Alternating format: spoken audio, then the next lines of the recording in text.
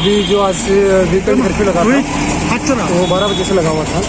हमारी जो पुलिस की टीम है पूरे एरिया में 11:30 से निकल गई थी और सभी को हमने अनाउंस करके भी बताया था कि 12 बजे से वीकेंड कर्फ्यू है। ये कर्फ्यू जो गवर्नमेंट ने लगाया मेनली लोगों के लिए लगाया है, लोगों को सुरक्षित करने के लिए लगाया है, क्योंकि जो कोरोना पेंडेमिक फैल रहा है इसको रोक सके और लोगों को सुरक्षित कर सके। अभी 12 बजे के बाद हमने मैक्सिमम दुकानें बंद करवा दी। फिर भी कुछ लोग अननेसेसरी घूम रहे थे तो 30-40 लोगों को हमने डिटेन किया और 10-15 व्हीकल्स के आसपास हमने उनको सीज किया। उनके अगेंस्ट में जो भी लॉफुल एक्शन है वो लिया जाएगा।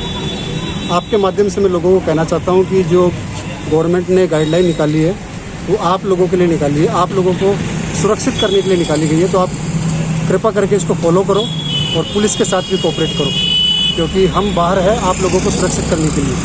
तो हमको भी अननेसेसरी ज़्यादा परेशान ना होना पड़े और आपको भी ज़्यादा परेशानी ना हो।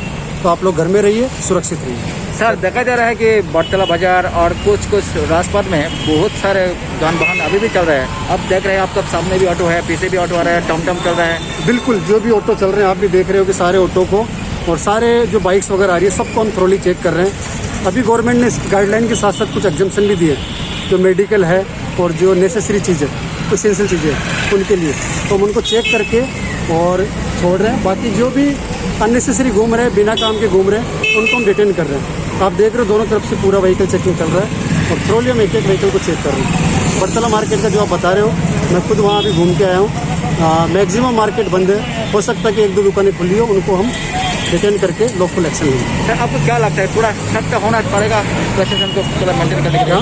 थोड़ा सख्त कार्रवाई करना पड़ेगा। हाँ, सख्त कार्रवाई कर रहे हैं। आप देख रहे हो कि 12 बजे के बाद पूरी पुलिस की टीम बाहर है, एक आदमी हमारा बाहर है, थाने में कोई भी नहीं है। और हम चाह रहे हैं कि आज पहले दिन इसको अच्छे से टाइटली इम्प्लीमेंट करें ताकि लोगों को भी पता रहे कि ये चीज़ ढिलाई से नहीं हो रही है और उनके अगेंस्ट में एक्शन लिया जाएगा। Thank you sir. Okay, thank you so much.